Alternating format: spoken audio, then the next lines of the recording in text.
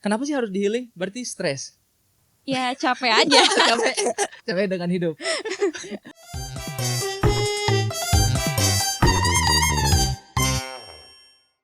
Assalamualaikum warahmatullahi wabarakatuh. Selamat datang lagi di Pantai, podcast penting tapi santai, di episode yang mungkin salah satu yang bakal paling populer nih. Karena kita bakal ngomongin liburan. Jadi hari ini kita kedatangan bintang tamu. Ada dua, satu perempuan, satu laki-laki yang gagah dari Lombok. Kita pertama kedatangan Mbak Bella. Terima kasih Mbak Bella sudah datang. Dan Mas Didi. Ya, makasih sudah.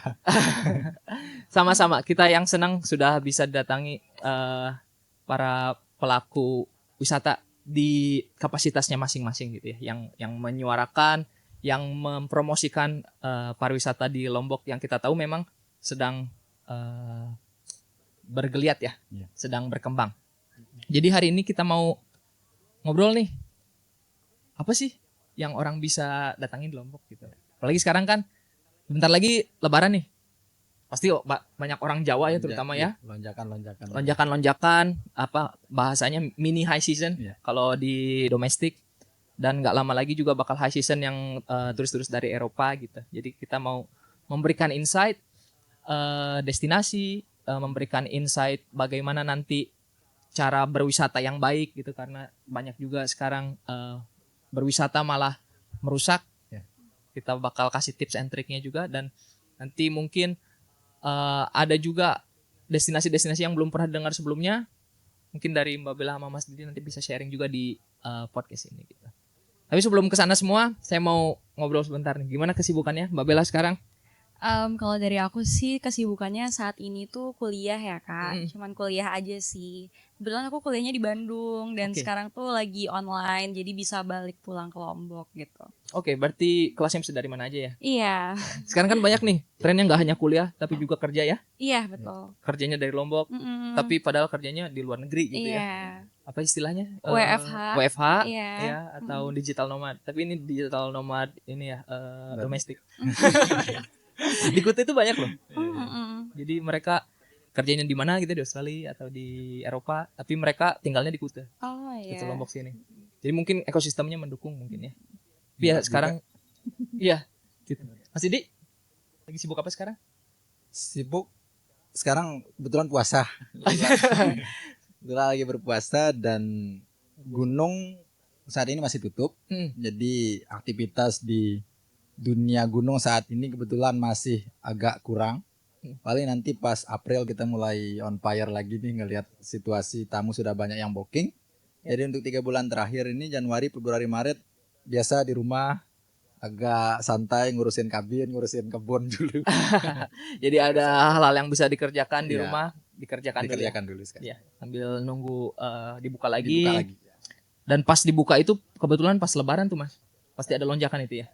Pasti ada lonjakan, dan ini sebenarnya yang sangat kita wanti-wanti lah dari teman-teman saat ini. Ketika ada lonjakan apalagi liburan, trennya orang mendaki gunung itu tidak hanya orang-orang di luar Pulau Jawa misalnya yang datang ke Gunung Rinjani.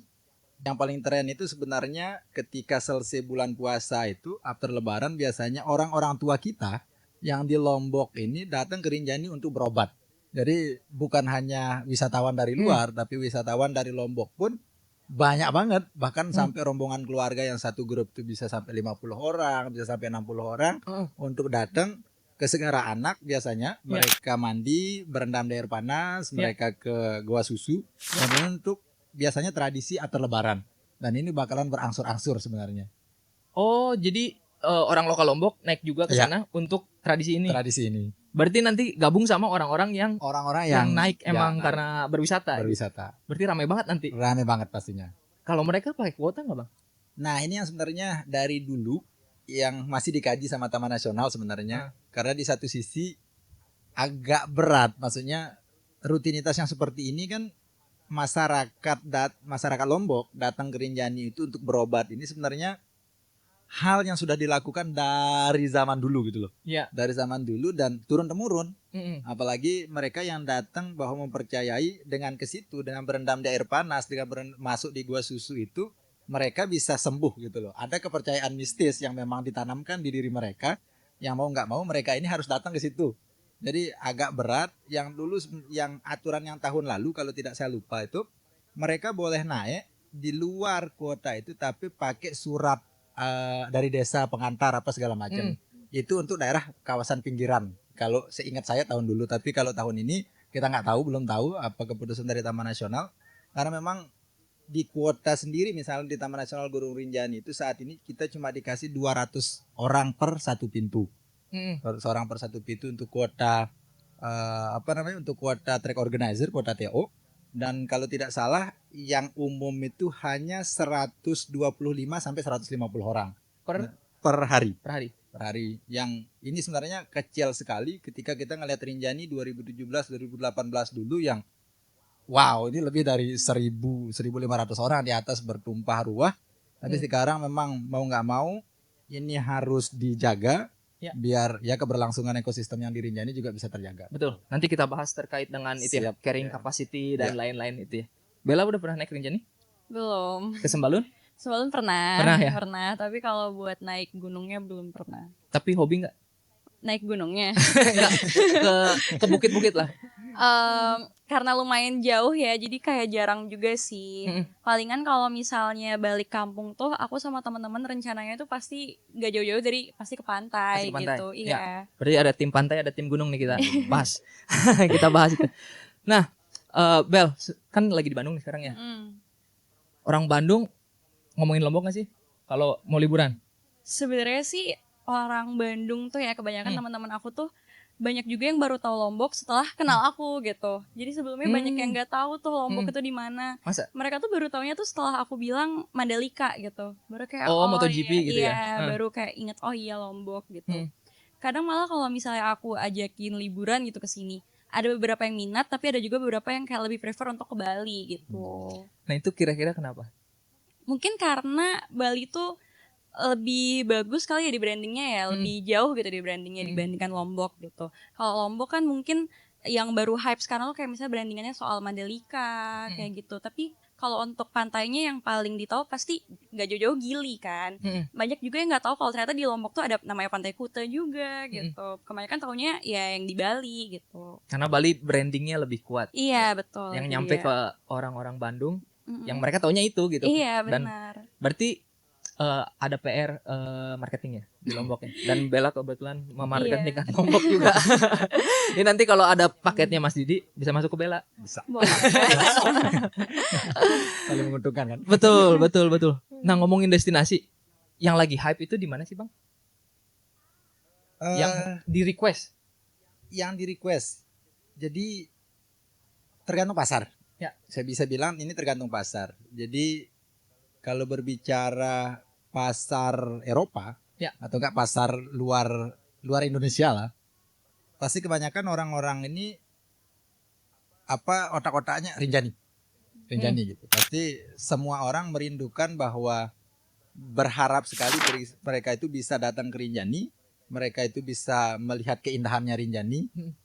Kalau untuk lokal misalnya teman-teman di Lombok saat ini yang lagi hype banget, yang lagi tren-trennya banget itu orang-orang yang tektokan.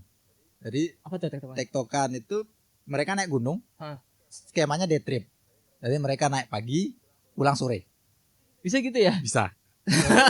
Kuat banget. Kuat banget. Jadi mereka naiknya pagi, pulangnya sore. Jadi ini yang lagi tren banget nih, maksudnya semua bukit, semua tempat destinasi hiking yang ada di Lombok Timur misalnya mulai dari Anak Dara, Pal Jepang, Pergasingan, Gedong, Sabana Propo, Kondo ini, Sempana, ini jadi destinasi yang setiap minggu, hari Minggu itu jadi trennya orang camping itu udah agak kurang sekarang. Jadi tren camping berangkat hari Sabtu, malam Minggu di atas, turun lagi Minggu itu udah agak jarang. Jadi yang lagi tren sekarang itu pendakian singkat, berangkat misalnya dari Mataram pagi subuh, sampai di lokasi pintu pendakian Anak Dara itu sekitaran jam 8 sampai atas itu naik jam 1 sudah di puncak mereka. Iya. Balik lagi ke base camp sampai rumah lagi paling jam 4 jam 5 sore. Jadi singkat banget sebenarnya. Tapi ini juga sebagai tantangan berat. Maksudnya tantangan beratnya adalah kurang teredukasinya teman-teman. Bukan saya bilang mereka belum, mungkin nilai edukasi itu belum nyentuh aja ke mereka. Karena dari kacamata saya pribadi misalnya sering kita papasan ketika bawa tamu, ketemu di jalan apa segala macem. Naik gunung ini kan naik gunung ini adalah kan olahraga minat khusus yang skillnya mau nggak mau harus dipelajarin dulu sebelum turun gitu, karena nggak sembarangan dan bisa membahayakan diri pribadi kan. Sampai banyak juga yang sekedar naik gunung ya udah pakai sendal, modal snack 2-3 snack udah naik. Bahkan sering saya ketemu di jalan itu tiba-tiba nanya, kamu punya air nggak sih, minta gitu loh. Ini kan waduh, air aja sampai proper di logistiknya mereka sendiri itu udah agak, ini sih yang agak jadi PR sebenarnya sekarang. Nah ini lagi bener-bener tren banget. Mas Andre bisa lihat sendiri misalnya kalau scroll TikTok sekarang. TikTok di scroll yang keluar TikTok. Jadi orang-orang yang Itu terminologinya TikTok berarti? Terminologinya TikTok. Jadi pendakian yang konsepnya day trip, berangkat pagi pulang sore. Berarti mereka ini males untuk camping berarti? Maksudnya nggak mau bermalam di alam? Pertama, kalau saya ngelihatnya bukan males, efisiensi waktu. Mereka itu rata-rata teman-teman yang bekerja atau anak-anak, teman-teman yang masih sekolah ini punya waktu liburnya kan minggu doang. Pulang sekolah biasanya jam 12 jam 1 siang nih. Agak susah untuk prepare. Jadi nyempatin dirinya ya hari Minggunya saja nih. Dengan hari Minggu misalnya notabene-nya mereka bisa cepat, dan waktu untuk pendakian ini kan agak singkat nih. Misalnya kalau kita ke Kondo misalnya ke ketinggian 1934 itu paling lama 2 jam. Itu sekali naik turun paling ya 1,5 jam. Anak Dara misalnya paling lama banget 3 jam. Pergasingan 1,5 jam nyampe. Dan ini sebenarnya bagus saja ketika teman-teman bisa memanfaatkan ini. Tren ini kan sebenarnya mulai bermunculan ketika teman-teman yang nge-trail running. Jadi mereka lari di gunung. Hype-nya dari situ. Dan teman-teman yang masih anak-anak yang Gen Z lah, yang kita bilang sekarang ini mengikuti pola itu. Naik pagi pulang sore, naik pagi pulang sore gitu. Sebenarnya dulu sempat banyak juga kan yang camping-camping di pantai-pantai sini. Pas SMA pernah nggak? Pas SMA belum pernah sih. Soalnya kan kadang-kadang di pantai mana, pokoknya pantai yang menuju ke KLU sana. Dari mulai Klui sampai ke Bangsal sana gitu kan. Sering tuh anak-anak camping, atau di Lombok Barat sini juga banyak yang camping. Cuman 1 tahun terakhir saya jarang lihat. Mungkin cuaca. Kalau Mas Andre bisa lihat nanti. Datang misalnya pagi aja start dari sini. Pagi start sekitaran Minggu itu sekitaran jam 7 dari Mataram, ikutin arah yang ke Lombok Timur, itu pasti anak-anak pakai hidropack semua. Hidropack, sepatunya yang sneakers, terus udah outfit yang agak ngejreng, memang sekarang agak beda gitu. Dia aja yang lalu lalang tuh. Sampai Sembalun tuh pasti itu yang ditemuin. Berarti yang tipikal, yang itu pasti day trip, yang TikTok itu? Yang TikTok. Karena kalau mereka nginep kan sudah pasti mereka nanti sudah pasti mereka itu ya prepare tenda apa segala macam, yang backpack pun bisa agak besar gitu. Kita bisa lihat mana dia yang mau nginep, mana yang sekedar mau tektokan. Jadi ketika mereka mau ngecamp, pasti tuh tas apa segala macam proper tuh, karena kan harus bawa tenda apa segala macam kan agak proper mereka. Tapi ketika mereka yang sekedar mau tektok itu sekedar pakai tas hidropack, modal beng-beng 2, udah sojoy 2, Pokaris Viat 1, berangkat. Kayak saya jalan ke Lombok Timur kayaknya persiapannya lebih banyak juga kayaknya. Iya, lebih banyak. Apalagi mainnya ke arah timur banget kan, lebih harus prepare banget gitu. Iya, itu saya baru dengar sih. Saya baru tahu juga dan menarik gitu kan. Itu berarti ada fenomena ini ya, ada tren baru lah. Ya, tren baru. Ke sana karena perubahan yang drastis banget. Betul. Perubahannya drastis banget. Kalau dulu kan kepikirannya kalau naik gunung gitu kan harus ada carrier, harus ada sepatu yang benar-benar ada guide lah gitu ya. Ada guide guide dan equipment itu enggak sembarangan gitu, dan ternyata dengan adanya tren ini mengakomodir banget ya. Banyak orang yang kayak gitu. Kalau ke pantai sendiri persiapannya nggak sebanyak itu kan Iya, sebenarnya. enggak sih. Mungkin Bahkan karena gara itu. bahkan sering cuman ya udah sekedar cuman mau lihat sunset, makan, terus balik lagi pulang gitu. Iya, berarti beberapa jam aja ya. Iya. Kalau sama teman-teman atau Bella sendiri, preferensinya di Lombok kemana? Kalau mau ke pantai nih ya? Ya yang deket-deket sih paling Senggigi. Terus yang jauh ya Kuta gitu. Sebenarnya kita nyari yang spot sunsetnya bagus untuk foto sih. Sama yang emang udah gampang gitu dijangkau aksesnya gitu. Jalanannya masih bagus gitu. Terus banyak kafe-kafe gitu. Kayak gitu aja sih pastinya. Nah, ngomongin itu. Berarti tadi barusan ngomongin hal-hal apa aja sih yang apa ya yang mendukung destinasi gitu kan. Kalau dari generasinya Bella Gen Z. Sebenarnya dari waktu aku udah persiapan buat menuju ke Putri Pariwisata itu, aku udah research beberapa kali kayak kira-kira teman-teman menurut kalian apa sih yang kurang dari pariwisata di Lombok itu gitu. Mereka semua bilang sebenarnya untuk dari segi fasilitas dan tempat itu udah sangat memadai gitu. Tapi kurangnya itu adalah jalan menuju ke sana gitu. Akses menuju ke sana, jalanannya itu kebanyakan masih banyak yang susah gitu. Kalau tahu Raja Ampatnya Lombok yang di Sekotong itu juga teman aku ke sana dan view-nya tuh bagus banget, benar-benar bagus banget. Tapi jalan menuju ke sana aksesnya itu masih susah gitu untuk mereka. Kita tuh lebih prefer buat jalanan yang bisa diakses melalui mobil gitu. Kayak gitu. Yang nyaman ya? Iya, yang nyaman buat di mobil kayak gitu. Sama ini sih sebenarnya lebih ke kesadaran masing-masing buat masyarakat lokalnya gitu untuk tidak menormalisasikan catcalling sih Kak. Apa tuh? Catcalling. Oh, catcalling. Iya. Iya. Itu fenomena yang tidak baik ya menurut saya juga. Benar, betul sekali. Bikin risih gitu. Iya benar. Karena teman-teman sendiri bahkan kita yang masyarakat Lombok nih, itu aja merasa terganggu gitu kalau misalnya di catcalling gitu. Padahal kita masyarakat sini gitu, tapi tetap kena gitu sama catcalling ini gitu. Ya, yang saya lihat sih itu emang dampak negatif dari pariwisata nggak sih? Betul. Yang betul. ya itu kan masalah sosial, Iya. masalah sosial kultural gitu dan itu berjalan karena ada pariwisata gitu dan tidak adanya apa ya peningkatan kapasitas masyarakat dan timbullah masalah-masalah seperti ini. Itu sepakat dan itu mengganggu banget dan kita bahas juga nanti apa aja sih hal yang ganggu gitu kan nggak hanya catcalling nih. Kita juga ini termasuk keluarga saya datang ke sini ke Kuta waktu sebelum jadi Mandalika. Kalau kita duduk di pantai siapa yang datang? Pasti yang jualan. Itu kalau menurut saya orang berjualan is okay, of course. Ini kan bagian dari pariwisata cuman ada caranya.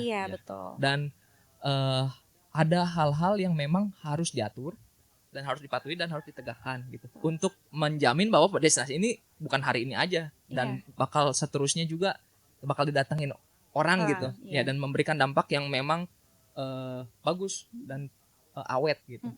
Hal-hal yang ini nanti kita bisa bahas juga. Sebelum ke sana ada yang saya mau bahas nih terminologi. Kita tadi ngomongin terminologi TikTok, terminologi catcalling, healing. Terminologi healing, slow living. Ini kan di mana-mana ya sekarang ya. Itu jadi tren juga untuk orang-orang yang tanda kutip mumet di kota, terus mereka mencari tempat healing dan mereka sekarang mencari bagaimana mereka bisa cari lokasi untuk slow living, bukan hanya untuk hidup tapi juga destinasi pariwisata. Itu sering didengar nggak sih di hari-hari gitu? Ayo kita healing yuk. Sering banget sih. Apalagi sebagai mahasiswa ya, yang dikit-dikit kayaknya ngeluh gitu, pasti dikit-dikit pengennya healing gitu. Kemana gitu misalnya. Teman-teman juga sebenarnya sering ngajakin liburan sih walaupun cuma wacana doang, tapi ya kita sudah ngelis sih beberapa kayak kita mau ke sini gitu. Itu bagian dari healingnya ya? Iya, bagian dari healing. Udah ngelis aja itu udah. Ngelis aja udah kayak langkah pertama. Udah ada kebayang kita pergi ke sini tuh. Udah ada faktor healingnya ya. Betul. Kenapa sih harus di healing? Berarti stres. Ya capek aja. capek dengan hidup atau dengan rutinitas. Capek sama rutinitas sih kalau aku ya. Kadang kayak kalau misalnya kita melakukan rutinitas yang itu aja kan nggak selamanya juga gampang ya buat kita. Kadang juga ada masa jenuhnya lah, capeknya gitu. Kayak menurut aku kuliah itu fun terus exciting juga, tapi ada some moments yang bikin draining aja gitu. Dan di saat momen-momen itu terkadang kayak kita butuh keluar dari our comfort zone gitu. Misalnya my comfort zone tuh ya pulang ke kosan gitu. Kadang juga capek kan di dalam kos mulu. Jadi kayak kadang ya udah pergi aja sama teman-teman kemana gitu, atau pergi sendiri juga, sering me time juga sih. Ya, untuk relaksasi, meditasi, Iya, benar. atau ya menikmati aja. Ya waktunya sendiri gitu ya. Kalau dari tamu-tamunya Mas Didi, ada nggak pernah request kayak gini, Mas saya mau healing, bantuin saya? Jarang sih. Jarang ya, mereka nggak bilang healing ya. Apa namanya? Tergantung pasar lagi sebenarnya. Tergantung pasar lagi, Tergantung pasar lagi. Mungkin kalau tren healing ini sebenarnya kan tren yang menyebar luas di Indonesia gitu. Maksudnya menyebar luas di kalangan kita orang lokal Indonesia sendiri. Kalau si bapak-bapak bule biasanya kan to the point banget tuh lewat email apa segala macam. Misalnya Saya mau ini. saya mau ini tolong diaturin harganya berapa. Udah saklek gitu. Enggak ada yang bahas yang lain-lain. Sudah tinggal lempar itinerary, lempar harga, deal, deposit, jalan. Udah memang bener-bener nggak ada yang apa sih kata healing apa segala macam. Ini agak beda memang, maksudnya tergantung pasarnya lagi kayaknya kalau saya ngelihatnya. Iya. Dan di Lombok kalau menurut saya cocok sih untuk healing. Iya, benar. Cocok banget. Setiap ada keluarga datang ke sini juga kayaknya tinggal di sini aja deh. Termasuk saya. Nyaman. Iya. Pertama nggak ada nggak ada kemacetan yang luar biasa gitu. Iya, betul banget. Jadi kalau di Google Maps bilang 15 menit beneran nyampe di sana gitu. Mau kemana pun kecuali ada kesasar. Ya, kecuali kesasar atau Google Maps-nya masuk ke jalan-jalan yang susah gitu ya. Betul. Tapi secara kualitas udara mungkin itu pasti berpengaruh ya. Apa yang kita hirup, terus apa yang kita lihat, semua indera kita itu merasakan ini tempat yang cocok gitu. Kadang saya di Jawa juga nggak bisa lebih dari seminggu gitu, karena udah stres lagi dan pas nyampe ke bandara sini, gitu.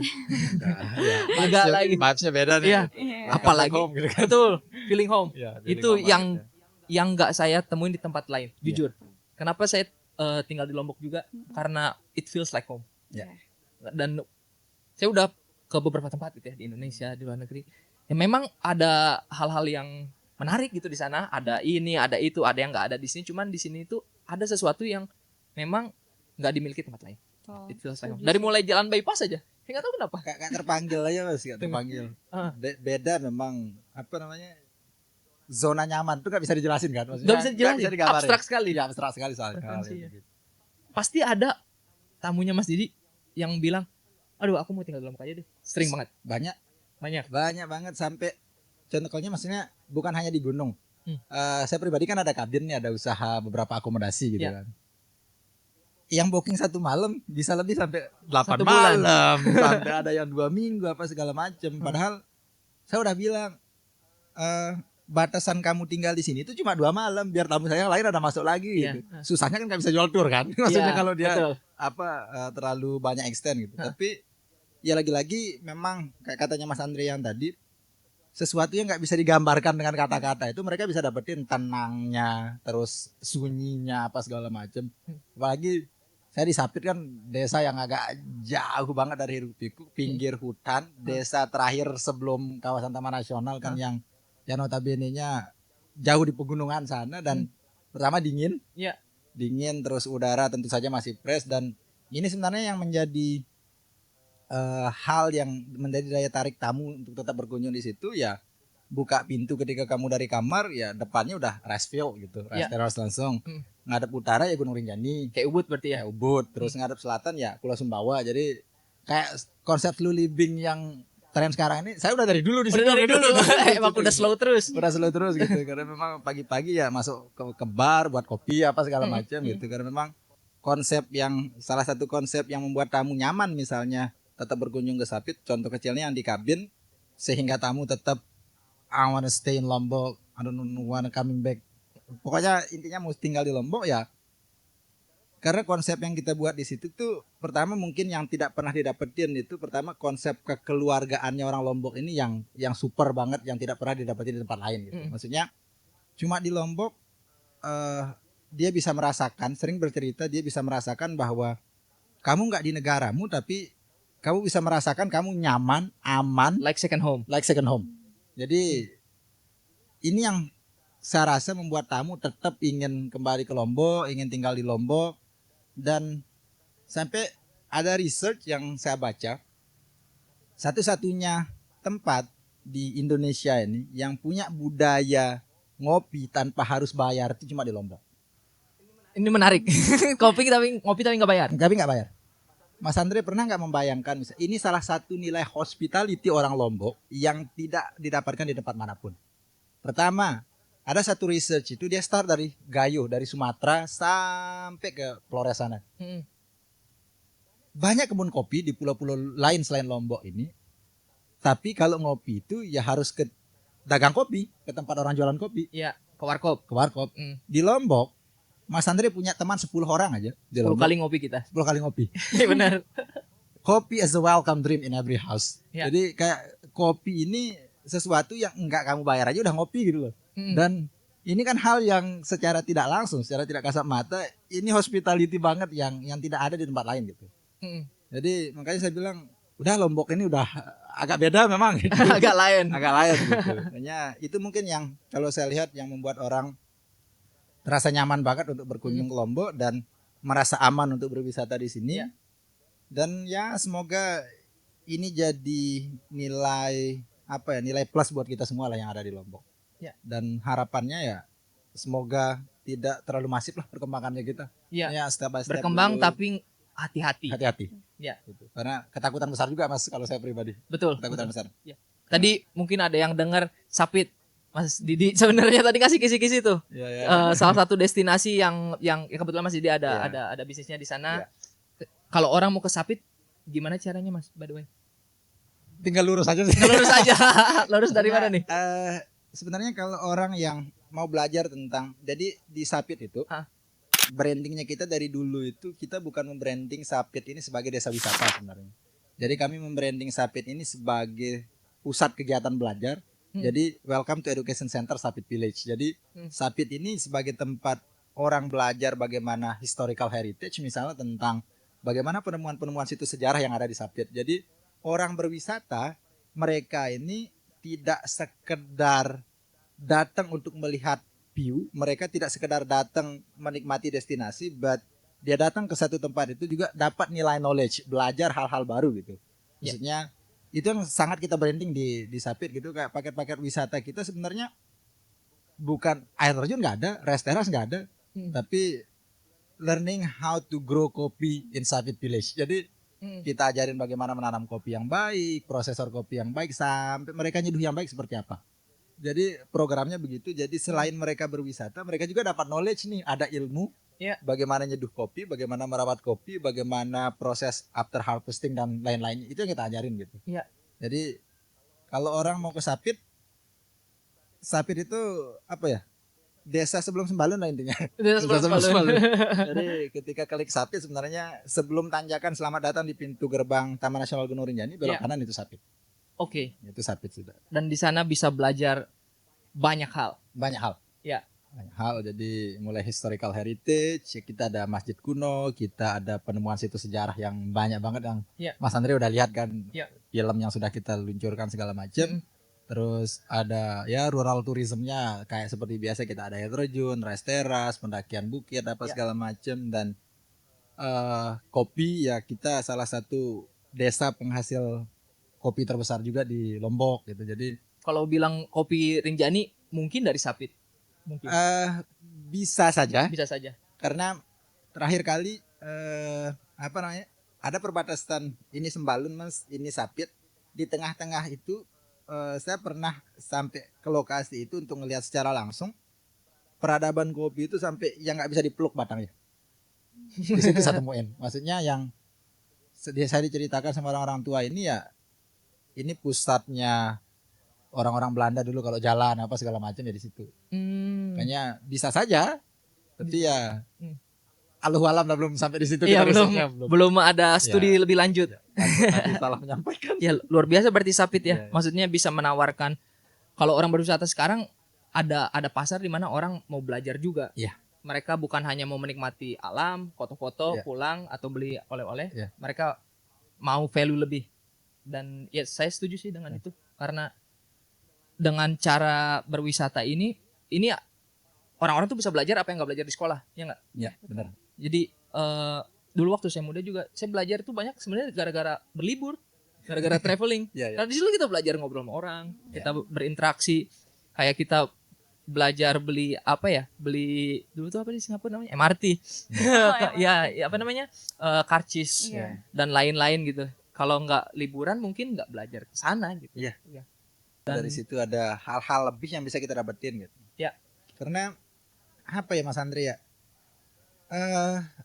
Yang saya rasakan gitu, kadang agak sedih juga. Maksudnya saya sering banget bawa tamu, grup sampai 40-50 orang jalan-jalan di pematang sawah di Sapit itu. Mereka ada anak kecil yang dibawa nih.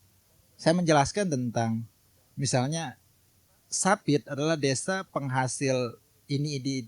Semua saya jelasin sampai banyaknya anak-anaknya yang ikut. Dia tahu itu wortel, tapi rupa wortel ini dia nggak tahu sama sekali dikebun seperti apa. Maksudnya kan, waduh, ini. ya. Terus saya tanya, ini kita kasih tahu itu kubis. Hmm. Dia tahu bentuknya kubis dari gambar, tapi real life-nya mereka nggak tahu. Dan ini maksudnya sesuatu yang, waduh, ini generasi mau seperti apa gitu loh. Iya, Makanya yang nggak tahu gitu aja nggak tahu gitu ya. itu aja nggak tahu. Ya. Sekedar apa yang dimakan setiap hari nggak ditahu gitu. Makanya senangnya saya itu membuat paket wisata itu ya yang mereka bisa ngelihat langsung, mereka bisa tahu langsung ini apa sih gitu. Biar ada nilai lebih lah, ada nilai knowledge yang mereka bawa bahwa tidak sekedar ngelihat dari gambar apa segala macam. Betul. Jadi memang ada gap itu ya, Ya. ada gap di mana mereka apa namanya, mereka sebenarnya mereka harusnya tahu tapi bisa-bisanya mereka nggak tahu gitu, kayak nggak masuk akal gitu ya. Dan disitulah masuk Mas Didi untuk mengedukasi. Nah sekarang langsung ke pasarnya nih. Di Gen Z, Mbak, konsep-konsep wisata seperti ini kira-kira ada apa ya bisa diterima, atau apakah ada permintaan, atau Mbak Bella pasti sering ngobrol terkait wisata ya dengan teman-teman atau rekan-rekan. Ada nggak sih pasar ke arah sana, wisata edukasi? Oke, sebenarnya itu tergantung kesadaran masing-masing juga ya. Apakah kita ada ketertarikan untuk mengetahui hal tersebut atau enggak gitu. Paling kalau dari aku tuh sekarang tuh pintar-pintar nge-brandingnya aja. Pintar-pintar gimana cara kita nge-branding wisata tersebut gitu. Jadi orang-orang tuh tertarik gitu untuk sana gitu. Kayak mungkin bikin konten misalnya, bikin kontennya yang sekarang kan kalau misalnya kita berbicara soal ngebuat konten gitu, itu juga kita harus menyesuaikan dengan selera zaman sekarang gitu. Iya kan, kayak misalnya konsep editingnya, terus mau dibikin kayak gimana gitu bentuk kontennya gitu. Misalnya harus kayak misalnya di TikTok gitu cuma sekedar ya udah 15 sampai 30 detik gitu bisa digapai informasinya. Mungkin lebih dari 1 menit mereka udah bosen kayak gitu. Betul, sepakat. Benar kan? Kayak gitu sih kalau dari aku sebenarnya semua itu tergantung dari teknik pemasarannya sih. Teknik pemasaran. Nah, dari teknik pemasaran itu yang bisa ngena. Karena jujur aku milenial. Mungkin kita milenial yang kita mencoba memahami Gen Z ini maunya seperti apa. Kita ngerti bahwa konten yang terlalu lama mungkin tidak akan mendapatkan atensi yang pertama. Terus konten yang boring gak akan mendapat atensi. Nah dari Gen Z sendiri, kalau kita mau promosi wisata, yang seperti apa sih yang dicari? Sebenarnya tuh ini sih penggunaan sosial media sih sebenarnya. Semua di sosial media ya? Semua di sosial media. TikTok terutama. TikTok kan engagementnya lagi naik-naik banget nih pastinya. Itu kita harus pintar-pintar gimana cara kita nge-branding kontennya aja gitu. Terus kebetulan aku jurusan PR ya. Oh iya. Digital PR gitu. Jadi aku juga belajar semakin kesini tuh orang-orang maunya gimana sih. Karena kan perkembangan teknologi, AI itu juga berkembang. Jadi kita juga harus bisa menyesuaikan gitu sebagai PR. Kayak orang-orang tuh mau kayak apa sih gitu pemasarannya gitu. Kayak contohnya kita ambil aja dari teknik pemasaran iklan gitu. Iklan suatu produk gitu. Mungkin kalau zaman dulu banyak banget teksnya, tulisan gitu, baru produknya gitu. Tapi kalau sekarang kita pengennya yang simple gitu. Siapa sih mau baca iya, teks terlalu banyak gitu kan? Yaudah gambar produknya aja gitu.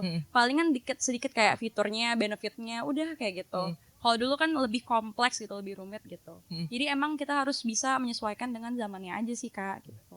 Berarti kalau misal kita mau promosi destinasi wisata nih, kita nggak usah nulis panjang-panjang Desa Senggigi memiliki A, B, C, Iya, nggak perlu. betul. Kita Cukup kuatin di visual. visualisasikan, ya betul. Visualisasikan sama sekarang kan udah banyak banget tuh influencer, mungkin juga duta-duta, putri-putri itu bisa digunakan gitu platformnya gitu. Karena platform mereka pasti akan lebih luas gitu dibandingkan dengan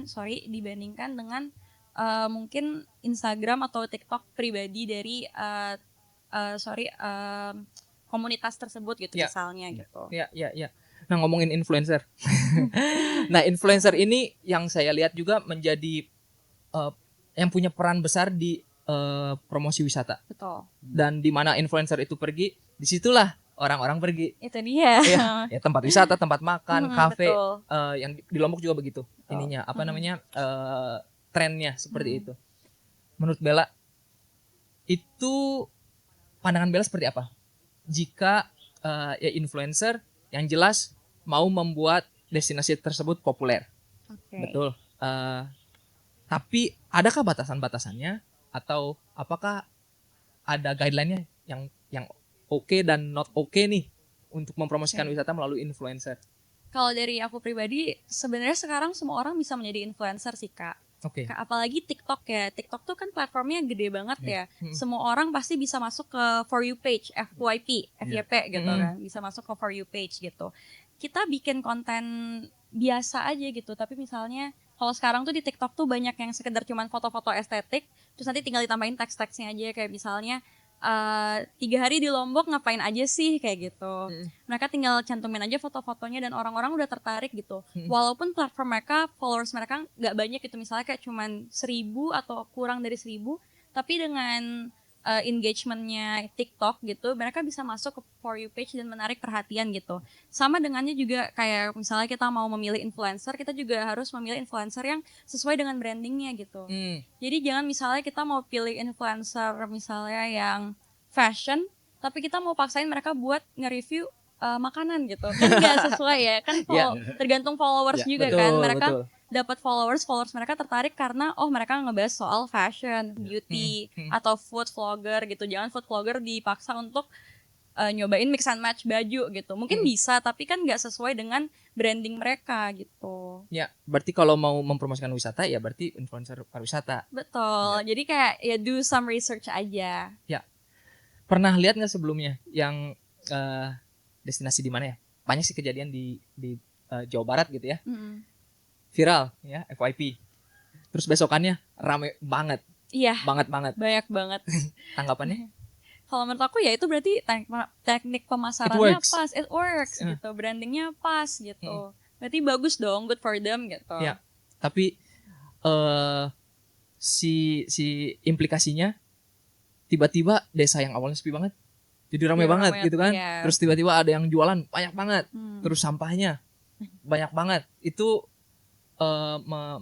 mengundang komplain lah dari masyarakat lokal. Betul. Dan itu menjadi menurut saya jadi tren juga gitu ya. Ada dua sisi dari influencing ini kan.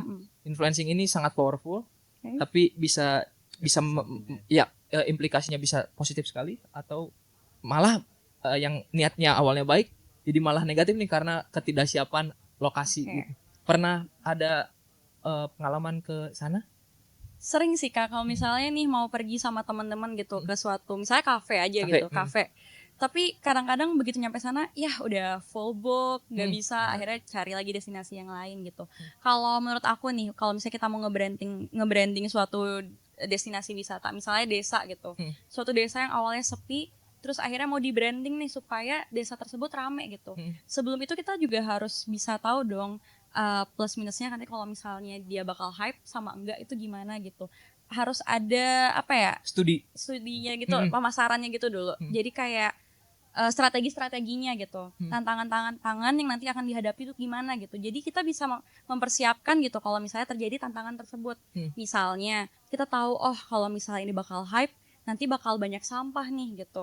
Berarti kita harus udah siapin dong tong sampah yang banyak, tempat sampah yang banyak, siapin palang gitu, perkuat aturannya gitu, pertegas aturannya kayak dilarang membuang sampah di sini atau dilarang menginjakkan rumput di sini gitu, kayak gitu. Ya, berarti perencanaan wisata Betul. yang penting. Iya, jadi strategi pemasarannya sebelumnya itu juga harus direncanakan gitu. Bukan hanya mikirin gimana cara orang datang ke sini. Betul, tapi juga kita harus mempersiapkan apa yang bakal terjadi gitu. Misalnya tantangan-tantangannya plus minusnya apa kayak gitu. Ya, dan saya rasa Lombok masih bisa Bisa. direncanakan ke arah sana sebelum kita rame banget.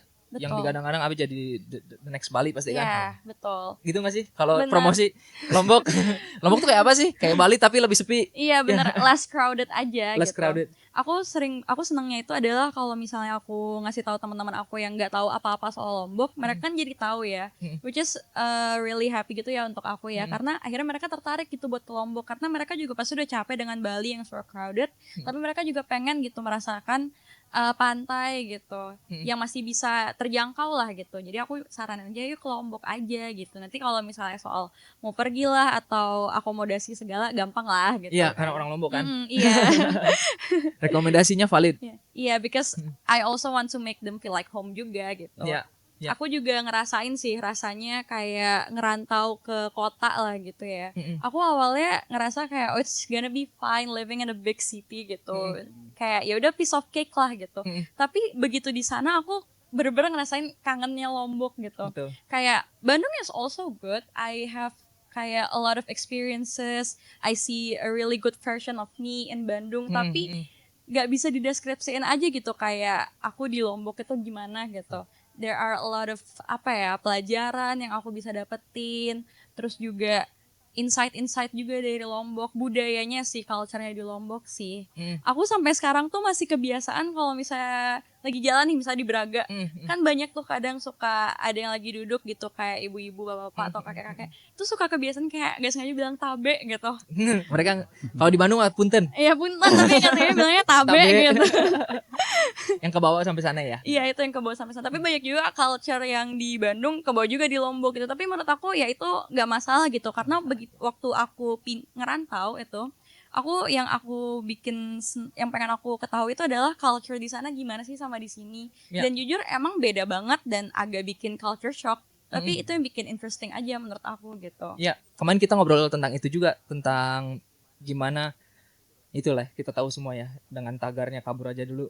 Kita bahas lagi sedikit karena emang sekarang lagi bukan kabur ya, lebih ke pergi dulu, terus melihat dari perspektif yang lain, dari anak lokal Lombok gitu, melihat lokasi lain itu seperti apa sih gaya hidupnya, cara makannya, cara berinteraksinya seperti apa, yang memang tujuan akhirnya tuh bukan Bella, saya rasa nggak mau tinggal di Bandung untuk selamanya, maunya balik lagi ke Lombok, nggak tahu sih ya. Iya bener sih sebenarnya. Bukan aku aja sih sebenarnya, kebanyakan dari teman-teman aku yang merantau dari Lombok ke Bandung tuh juga sering banget yang kayak aduh kapan ya baliknya. Terus kayak waktu di sini mereka udah yang kayak udah berlega banget rasanya, karena ya itu di Lombok itu aku ngerasain slow living banget. Kayak di sini kita bisa OTW last minute, siap-siap last minute, dan kita nggak akan telat gitu, karena kan tempatnya juga gampang gitu dijangkau dan nggak macet gitu. Tapi kalau di Bandung aku harus siap-siap 2 jam sebelumnya, OTW 1 jam sebelumnya gitu. Dan itu kayak menurut aku kayak aduh capek gitu sih, yang sebenarnya bikin overwhelm aja sih sebenarnya. Fisik itu, dan mental gitu. ya, draining banget. Tapi banyak juga destinasi-destinasi di Bandung yang aku nggak temuin gitu di Lombok gitu, sebagai mahasiswa gitu. Yang menurut aku sekarang itu yang aku nggak temuin di Lombok tuh kafe sih sebenarnya, kafe yang comforting buat kita belajar gitu. Yang lama-lama di sana. Buat lama di sana gitu. Di Bandung tuh ada ada satu kafe yang menurut aku itu bener-bener comfort zone aku banget buat belajar di sana. Aku tuh kan bukan tipe yang kalau misalnya belajar tuh harus diem satu tempat gitu. Kadang aku harus cari suasana baru gitu. Dan di Lombok itu aku belum nemuin kafe yang kayak aku nyaman gitu untuk belajar di sini gitu. Tapi kalau di Bandung ada satu tempat yang aku akan selalu ke sana gitu, dan bahkan kalau misalnya teman aku mau belajar bareng aku akan rekomendasiin ke sana gitu. Berarti itu jadi opportunity bisnis di sini benar, ya. Untuk bikin working space yang nyaman. Benar. Yang benar bisa mendapatkan perhatian dari orang-orang yang belajar, kerja. Dan memang nggak bisa dipungkiri di Bandung setiap 50 meter mungkin ada kafe. Benar. di komplek jadi rumah kayak aja ada di sini kafe. rame, ya bisa lanjut ke kafe lanjutannya gitu. Betul. Setelahnya gitu. Dan yang bukanya pagi. Benar, bukanya pagi. Di Bandung mungkin udah ada yang buka jam 6. Karena emang bahkan ada yang 24 jam. 24 jam, benar. Iya. Karena emang budaya budaya ngampus, ngobrol sampai larut gitu. Betul. Yang waktu masa kuliah dulu. Betul. Saya sih. Nggak tahu sekarang mungkin masih ada gitu ya yang 24 jam ngopi terus Terus besokannya kuliah jam 7 ya bangun aja jam 7. Cuman di sini kayaknya tutup jam 10, jam 11 Iya, dan buka pun betul. paling pagi jam 7. Dan itu memang bisnis opportunity menurut saya. Dan kadang juga kafenya bukan buat belajar, lebih kayak cuma buat nongkrong aja sih. Nongkrong yang nyaman Nongkrong banget. nyaman aja Dan gitu. masih sama limited di temen-temen. sini ya. Benar banget. Rencana nggak Bang buat kayak gitu Di mana? di Lombok? Di Sapit udah ada. Oh, udah ada. Di Sapit kan rata-rata di Sapit, kalau maksudnya beberapa tempat ngopi lah di Sapit itu ya teman-teman itu datang pagi, laptop di depan udah selesai sudah itu. Oh iya. Masalahnya kerja ngadep Pulau Sumbawa gitu kan, ras teras apa segala macam, kopi enak ya udah. Kurang santai apa lagi? Kurang santai apa lagi gitu kan. Enak banget tidurnya kan. Dingin lagi ya? Dingin. Oh, oke. Tanpa harus ada AC di sana. Tanpa harus ada AC apa segala macam. Karena ya kita di ketinggian 600 meter lebih, makanya agak tinggi, agak dingin. Ya. Bisa nggak kita ngomongin masalah sekarang? Kita dari tadi ngomongin destinasi Oh ya. ya. Karena kita tahu tanpa masalah. Bukan tanpa masalah nih pengembangan pariwisata. Dan tadi sudah di-mention juga ada beberapa nih permasalahan sosial, permasalahan kultur gitu ya. Kalau kita domain kita mungkin lebih ke permasalahan lingkungan, yang jelas ya permasalahan sampah, kerusakan ekosistem. Sebenarnya dari Bella dulu deh. Bisa sih ngelihat dari kacamatanya anak-anak muda Lombok nih bahwa pariwisata ini sebenarnya bisa merusak juga. Betul sih. Benar. Bisa ngelihat Bisa. dari sisi mana nih? Apakah dari sisi sampah atau dari sisi mana? Dari ini sih nggak usah jauh-jauh. Pantai sekarang sekalinya rame pasti banyak sampah. Pasti ya. Dan itu entah kenapa dinormalisasikan gitu untuk masyarakat sana ataupun ya sebenarnya turis menurut aku udah sangat menjaga ekosistem ya, udah menjaga pantai banget gitu. Tapi entah kenapa masyarakat lokalnya tuh acuh tak acuh gitu untuk menjaga pariwisatanya sendiri gitu. Dan itu menurut aku sedih banget sih. Aku itu kemarin waktu persiapan untuk Putri Pariwisata itu kepikiran untuk melakukan beach clean up bersama teman-teman aku dan ada organisasi Palasma dan juga dari teman-teman Putri Remaja sama Putri Anak gitu. Semua di Lombok? Iya di Lombok itu untuk melakukan beach clean up gitu. Karena menurut aku salah satu cara untuk menjaga pariwisata ya dengan cara melestarikannya yaitu ya membuang sampah pada tempatnya dan ya berusaha untuk menjaga tempat itu gitu dari sampah gitu. Banyak banget pantai-pantai bahkan Senggigi yang dulu tuh kayak selalu jadi destinasi gitu untuk kesana karena tempatnya nggak jauh. Sekarang malah jadi banyak sampah jadi orang kan males juga ya gitu. Dan mungkin buat teman-teman juga yang tertarik ini, aku sama tim Next Level Movement itu sedang melakukan ngabuburit itu sambil membersihkan sampah di Tanjung Karang gitu. Tanjung Karang Ampenan? Iya. Oke, tanggal berapa, jam berapa? Minggu depan. Minggu depan tuh jam 4. Minggu depan jam 4. Oke. Dan biasanya juga nggak cuman hanya pas Ramadan, tapi mereka juga banyak melakukan program-program gitu untuk melakukan clean up ini, entah di sungai, di pantai gitu. Jadi teman-teman bisa mungkin pantengin aja Instagramnya gitu. Next Level Movement ya? Iya, Next Level Movement. Yang kegiatannya berkelanjutan? Iya, berkelanjutan. Menarik. Karena mungkin di Mataram juga butuh pergerakan-pergerakan seperti ya untuk menjaga destinasi. Tanjung Karang saya tahu banyak. Iya. Yang kotornya juga gitu. Bukan pantai aja sih sebenarnya menurut aku, bahkan hutan sesawat itu kan sebenarnya bagus banget ya. Banyak banget tuh yang kesana buat foto, buat video, termasuk aku juga. Tapi yang sangat disayangkan itu adalah wah di sana tuh sampahnya banyak banget gitu berserakan. Padahal di sana tuh juga ada masyarakat lokal, tapi entah kenapa juga gak dibersihin gitu. Ada tempat sampah, tapi tempat sampahnya itu juga malah rusak. Aku ngeliatnya gak tahu tuh bekas apa atau gimana gitu. Tapi jadinya orang-orang mungkin males ya untuk membersihkan sampahnya, gitu, membuang sampahnya gitu. Nah kira-kira karena di alam bebas gitu ya. Apakah ini gara-gara orang yang males buang sampah ke tempatnya atau ke tempat sampahnya kurang, atau karena mereka nggak tahu bahwa penting loh ini membuang sampah ini tuh ke situ. Kenapa? Si why-nya itu. Oke. Kira-kira ke arah mana, lebih ke arah mana? Dari aku pribadi sih menurut aku kurangnya kesadaran pada diri masing-masing sih. Oleh karena itu ya. Iya, kurangnya kesadaran dari masing-masing. Bisa juga jadi dari pengaruh lingkungan gitu. Misalnya dia melihat oh orang ini ngebuang sampah di situ, oh berarti mungkin nggak apa-apa gitu. Normalisasi itu ya. Iya, jadi dari A sih ke B ke C gitu. Jadi kayak makin dari satu orang ke orang lainnya gitu. Padahal seharusnya makanya dari itu kesadaran dari diri sendiri gitu. Ya. dari misalnya nih kita punya teman gitu mau buang sampah sembarangan, tapi kan kita bisa tegur gitu. Dan dari sana ya mereka jadinya nggak enak dong untuk membuang sampah gitu. Harusnya dari sana. Dan yang kedua itu adalah lebih banyak memfasilitasi tempat sampah gitu. Oke. Berarti dari destinasinya ya? Iya benar. Karena yang aku lihat juga di waktu itu di hutan Sesaut itu tempat sampah cuman ada 1, 2, itu pun rusak gitu. Terus harus dibawa kemana? Benar. Dan kadang juga kan tempatnya itu luas ya, panjang gitu. Jangan cuma di satu spot aja gitu. Karena kan pasti orang-orang juga jalan terus, mungkin sambil makan atau tisu atau apa. Idealnya gitu. Mungkin setiap 100 meter. Iya gitu. Jadi kan kalau misalnya, aduh mau buang sampah jauh harus ke belakang lagi atau jauh harus ke depan lagi, taruh dulu deh di sini kayak gitu. Ngomong-ngomong hutan Setaut di mana ya? Yang nonton mau tahu nih, hutan Setaut berarti destinasi juga. Tadi kan dari Sapit terus sekarang hutan Setaut. Di mana nih hutan Setaut? Di Lombok. Masih Lombok Barat ya? Iya, Lombok Barat deh. Sejam kurang lebih dari sini ya? Iya, bisa. Di sana kita bisa ngapain aja, Mbak? Di sana itu kalau waktu itu aku jujur ya, di sana tuh aku bener-bener ngehirup udara segarnya banget sih. Jadi sekalian video shoot, sekalian ngehirup udara segar. Terus kalau nggak salah juga di sana itu ada bisa berenang ya kalau nggak salah. Bisa berenang, yang airnya jernih banget. Iya, airnya jernih juga. Ya. Kalau nggak salah gitu. Dan menurut aku aksesnya juga gampang banget buat dijangkau. Gitu. Dekat sama Suranadi. Suranadi, betul. Dekat sama Suranadi kan. Jadi ya pasti aksesnya jalannya gampang gitu. Cuman ya itu begitu nyampe di sana, nyampe ke hutannya itu kayak waduh banyak banget nih sampahnya gitu. Jadi agak ngeganggu sih sebenarnya gitu. Ya, dan memang mengganggu banget. Benar. Ya. Di Rinjani sudah bertahun-tahun. Mari kita bicarakan. Aduh, Rinjani PR besar. PR besar buat kita semua. Tapi semoga lah tahun ini per 2 April insya Allah Rinjani kembali dibuka sama Taman Nasional Gunung Rinjani. Ya sebenarnya habis ini nih saya mau menghadap ke Taman Nasional sebenarnya. Mau menanyakan beberapa hal terkait apa yang boleh dan tidak boleh untuk dibawa naik ke atas.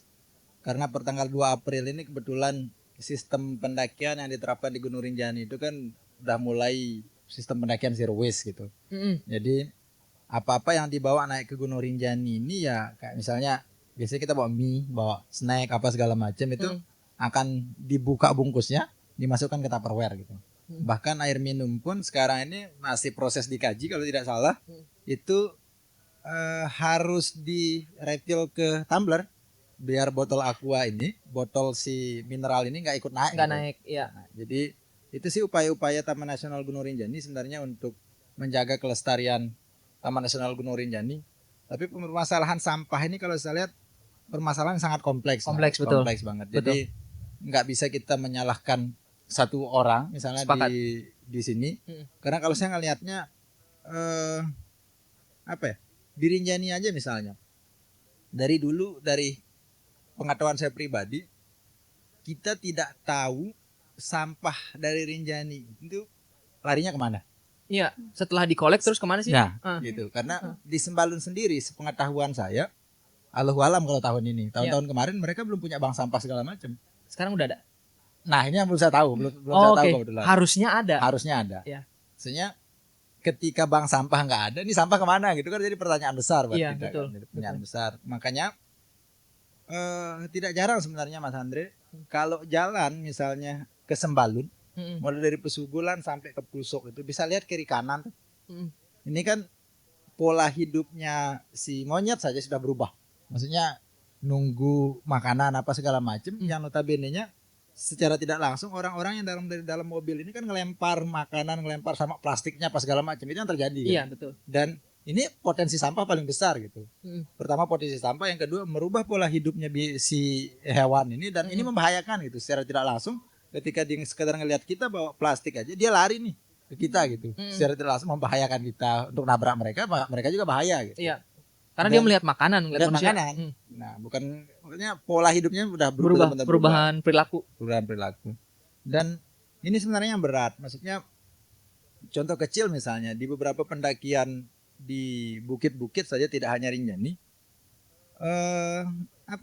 tetap mereka sebagai pendaki nih misalnya. Contoh kecilnya Mas Andre pendaki, saya pengelola nih. Ya. Sebagai pengelola, sebelum Mas Andre naik pasti saya briefing dulu. Apa yang boleh dan tidak diperbolehkan. Betul. Kita briefing nih. Penting banget tuh briefing. Kita briefing. habis briefing biasanya setelah registrasi apa segala macam kita kasih mereka kantong plastik untuk ini sampahmu yang kamu bawa naik ini tolong dibawa turun dong. Karena memang kalau di bukit-bukit ini mungkin agak susah kita untuk menerapkan tentang zero waste apa segala macam karena pasarnya beda gitu. Pasarnya beda. Kita kasih plastik tapi ujung-ujungnya plastik ini nggak kembali.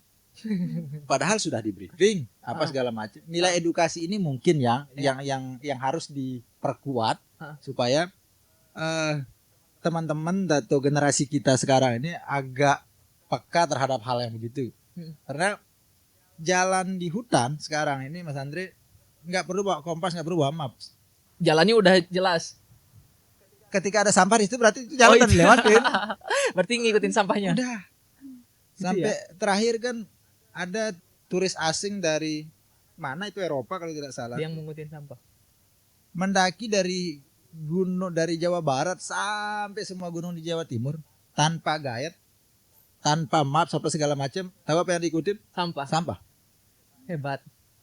Saya semua tahu jalur itu karena sampah. Oke. Sampai statementnya begitu. Iya, ayo, maksudnya Iya, malu ya. malu gitu. Ah. Dan inilah semoga bisa jadi apa ya? Jadi pertimbangan kita semua.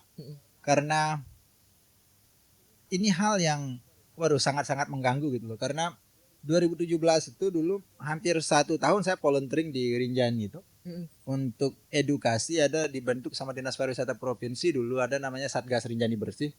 Jadi yang notabene tugas kami ini adalah mengedukasi para porter, para guide dan para pendaki yang datang ke Rinjani itu untuk membawa sampahnya kembali lagi.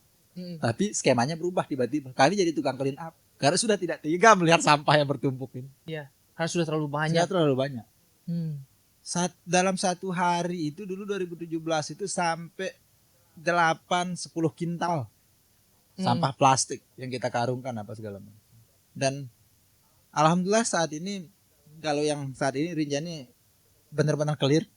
Udah di Danau Segara Anak sudah bersih, Pelawangan sudah bersih, di jalur pendakian juga sudah bersih. Tapi semoga saja dengan diterapkannya konsep zero waste ini ya Rinjani semakin nyaman untuk dikunjungin, tempat-tempat di lingkar Rinjani juga semakin nyaman untuk dikunjungi oleh para wisatawan, sehingga ekosistem yang ada di lingkungan itu tuh bisa enak lah tinggalnya bagaimana gitu.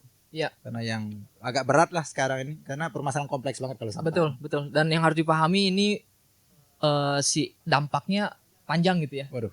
Kalau kita biarkan gitu ya kotor terus, siapa lagi mau datang gitu kan? Betul. Ya. Dan kadang-kadang orang nggak connect gitu ke sana gitu. Mereka pikir saya yang datang hari ini ya saya buang sekarang, ya selesai, bukan urusan saya lagi gitu. Dan pemahaman itu mungkin yang jadi PR kita bersama ya untuk menyebarluaskan informasi bahwa kalau kita datang ke suatu tempat tuh kalau bisa tidak mengurangi nilainya, tidak membuat itu lebih buruk, setidaknya sama.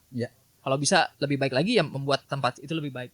Dan itu jadi salah satu alasan sebenarnya kita juga mencoba membuat destinasi ekowisata. Jadi ekowisata kan konsepnya berkelanjutan. Jadi lingkungan mendapatkan manfaat, warga lokal mendapatkan manfaat juga, dan yang jelas turis mendapatkan experience yang dicari oleh mereka. Dan saya rasa itu bisa menjadi way forward untuk pengembangan wisata-wisata, destinasi-destinasi dengan konsep-konsep seperti itu, karena ya itu win-win semuanya. Bukan hanya yang pemilik modal yang menang gitu. Jadi semua bisa merasakan manfaatnya. Betul. Dan mungkin PR-nya ya itu PR lagi. Iya, PR lagi. Membuat orang sadar, membuat orang memahami kenapa sih kita kayak gini gitu ya. Iya, lebih ke awareness aja berarti ya. Awareness campaign ya. Yang kira-kira bisa efektif selain lewat TikTok. Apalagi kira-kira Bel? Menegaskan aturan sih sebenarnya. Menegakkan aturan, sepakat, total. Karena kayak kita bisa ambil contoh jangan jauh-jauh negara lain, kita ambil contoh misalnya di kampus aku ya. Kampus aku itu kan ini ya, Green Campus ya. Dan jujur aku jarang banget, bahkan kayaknya nggak pernah deh ngelihat ada yang ngebuang sampah seenaknya gitu di lingkungan situ. Karena ya udah sesuai aturan gitu, udah ditegakkan aturan kayak nggak boleh membuang sampah sembarangan di lingkungan kampus gitu. Hmm. Dan mereka juga memfasilitasi tempat sampah yang banyak gitu. Jadi lingkungan di Telkom itu ya itu bersih gitu, bagus gitu. Berarti semua pihak bekerja sama nih. Iya, Yang karena sudah memberikan ada tempat sampah. betul, udah ada aturan dan difasilitasi. Ada aturan dengan difasilitasi. Harusnya betul. begitu. Iya, harusnya Iya, begitu. harusnya begitu Yang ya. ideal. Nah, gitu. Idealnya gitu. Dan bisa diterapkan sebenarnya di mana saja. Benar Dan banget. tidak hanya untuk kebersihan, untuk hal-hal lain juga ya. Yang boleh dilakukan apa? Tidak boleh memberi makan monyet seperti itu. Iya. Dan ya itu memang PR besar saya rasa. Dan jika Lombok mau menjadi destinasi world class, yang sudah mungkin jadi destinasi world class ya dengan adanya banyak event, kita harus bersama-sama ke arah sana sih. Bisa melestarikannya bersama sih. Melestarikan bersama, betul. Saya rasa bisa. Bisa, pasti bisa. Pelan-pelan. Pelan-pelan. Alon-alon asal kalakon. Nah, Oke, kita Dengar, sudah di akhir sesi Oh, kebetulan. Terima kasih Bella, terima kasih Mas Didi siap. Terima kasih sharing-sharingnya. Untuk pemirsa yang nonton dari tadi udah disebut beberapa lokasi nih. Ya. Ada Sapit, ada Sesaut yang mau liburan. Ya. Silakan ayo datang ke Lombok. Tapi tadi dengan rulesnya ya, ada do and don'ts. Kalaupun kita tidak bisa menyuarakan terlalu banyak ya dimulai dari kita sendiri dulu. Gitu. benar, Kita betul menjaga destinasi tersebut supaya destinasi tersebut lestari, bisa dikunjungi lagi oleh anak cucu kita dan semua orang bisa mendapatkan manfaatnya. Oke, kita tutup sesi pantai episode kali ini. Terima kasih. Assalamualaikum warahmatullahi wabarakatuh. Waalaikumsalam.